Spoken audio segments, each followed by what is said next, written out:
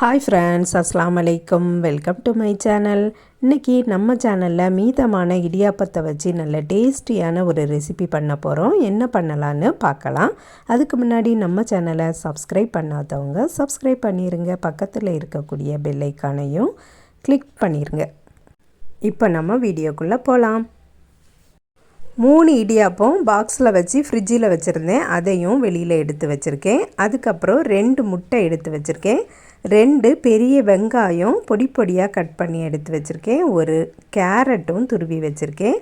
மல்லிக்கீரை, கறிவேப்பிலை, ஒரு தக்காளி, ஒரு பச்சை மிளகு இவ்வளவும் பொடி பொடியாக கட் பண்ணி எடுத்து வச்சுருக்கேன். இடியாப்பம் ஃப்ரிட்ஜில் வச்சதுனால நல்ல ட்ரை ஆனது மாதிரி தான் இருக்குது. இதை இப்போது நல்லா உதிர்த்து விட்டுக்கலாம். ட்ரை ஆகி இருக்கிறதுனால உதிர்த்ததுக்கு ஈஸியாட்டு வரும். இடியாப்பம் மீதமானால் இந்த மாதிரி செய்து பாருங்கள். நல்ல டேஸ்டாக இருக்கும். ஈவினிங் ஸ்நாக்ஸ் ஆட்டு கூட இதை சாப்பிடலாம். பிள்ளைங்க ஸ்கூல் விட்டு வர்றதுக்கு முன்னாடி இதை செய்து வச்சிட்டோம்னா அவங்க வந்ததும் சாப்பிட்றதுக்கு ரெடியாட்டு இருக்கும். இடியாப்பத்தை நல்லா உதிர்த்தி எடுத்தாச்சு. இனி இதை ஓரமாக வச்சிடலாம். 2 முட்டையையும் கொஞ்சமாக உப்பு போட்டுட்டு நல்லா மிக்ஸ் பண்ணி எடுக்கலாம். இனி ஒரு பேன் அடுப்பில் வச்சுருக்கேன். அது சூடானதும் தேங்காய் எண்ணெய் ஊற்றிருக்கேன். கட் பண்ணி வச்சுருந்த பச்சை மிளகாவை போட்டுடலாம்.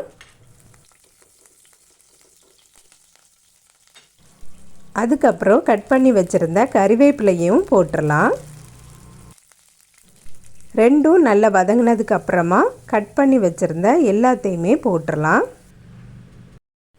இந்த ரெசிபிக்கு நம்ம கேரட் போடுறதுனால கேரட்டோட கலரும் அந்த ரெசிப்பியில் வரும்போது பார்க்கவே ரொம்ப நல்லாயிருக்கும். அதே போல் சாப்பிட்றதுக்கும் ரொம்ப டிஃப்ரெண்ட்டே தெரியாது. பிள்ளைங்களும் சாப்பிட்ருவாங்க. தேங்காய் எண்ணெயில் வைக்கும்போது வாசனையும் நல்லாயிருக்கும்.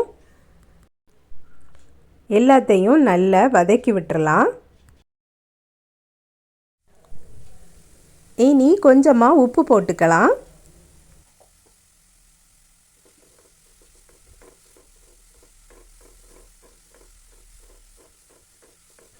கேரட்டும் போட்டிருக்கிறதுனால கொஞ்ச நேரம் கிடக்கட்டும். அதனால் மூடி வச்சிடலாம்.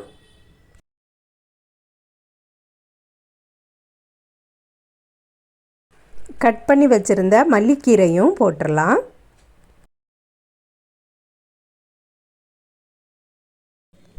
முட்டை அடித்து வச்சுருக்கக்கூடியதை சென்டரில் ஊற்றிடலாம்.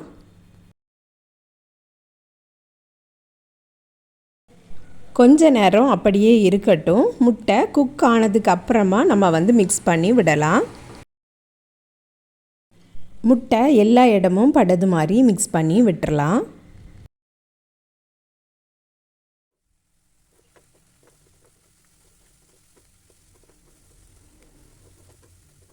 நல்லா மிக்ஸ் பண்ணினதுக்கு அப்புறமா உதிர்த்தி வச்ச இடியாப்பத்தையும் போட்டுடலாம். இடியாப்பம் முட்டை கூட சேர்ந்து நல்லா மிக்ஸ் ஆகட்டும். இதில் நம்ம எந்த மசாலா பொடியுமே போடலை. அதனால பெப்பர் தூள் மட்டும் போட்டுக்கிடலாம். இந்த பெப்பர் போடும்போது கலரும் சேஞ்ச் ஆகாது, டேஸ்ட்டும் நல்லாயிருக்கும். அப்படியே கொஞ்ச நேரம் மூடி வச்சிட்டோம்னா அந்த இடியாப்பம் நல்ல சாஃப்டாட்டு மாறிடும். நல்ல டேஸ்டியான கொத்து இடியாப்பம் ரெடி ஆகிட்டு. மீதமான இடியாப்பத்தில் நல்ல டேஸ்டியான ஒரு ரெசிபி பண்ணியாச்சு. நீங்களும் ட்ரை பண்ணி பாருங்கள் ஃப்ரெண்ட்ஸ்.